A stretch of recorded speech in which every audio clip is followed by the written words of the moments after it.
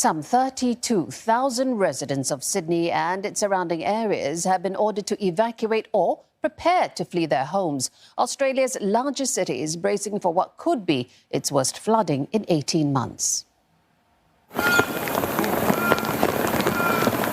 Several suburbs in the Australian state of New South Wales are inundated with floodwaters as relentless rain lashes the country's southeastern coast.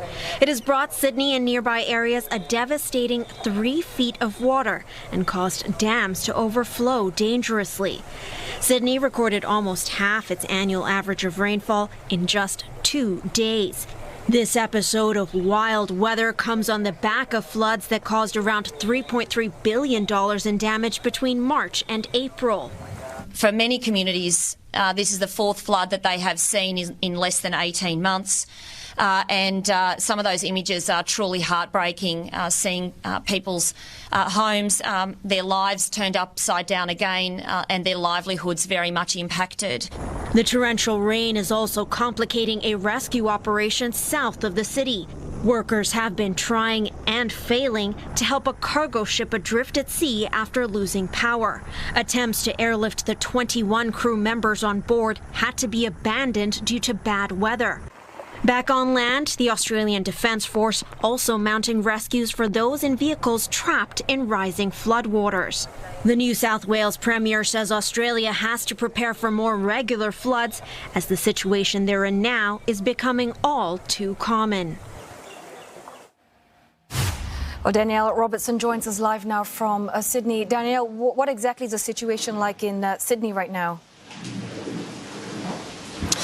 Yeah, well, the relentless rain is affecting a 500-kilometre stretch of the New South Wales coast, and there are around 70 evacuation orders in place, meaning around 35,000 people have been ordered to leave their homes. Now, many family and friends have been separated tonight after bridges were inundated with water following rivers bursting their banks in this life-threatening flood emergency.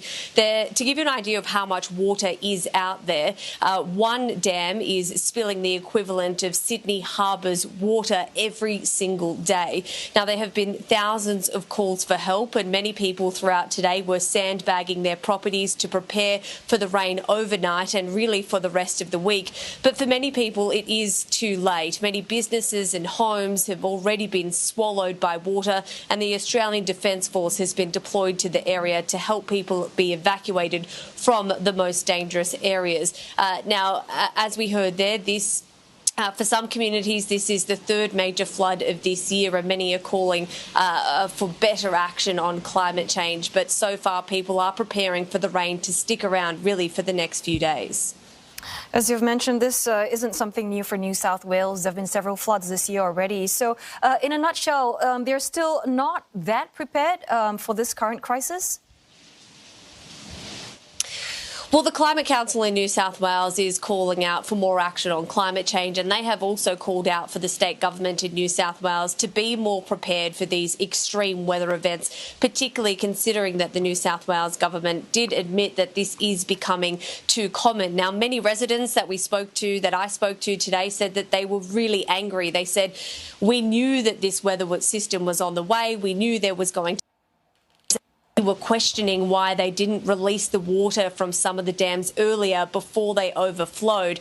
It does seem to be happening more often, so people feel that we really should have been more prepared, and residents are becoming increasingly frustrated and angry. Now, the federal government has committed to assisting the state in this flood emergency, and the Prime Minister, Anthony Albanese, is expected to visit the most hard-hit areas on Thursday morning as well. Well, many thanks for those updates. Danielle Robertson there speaking to us from Sydney.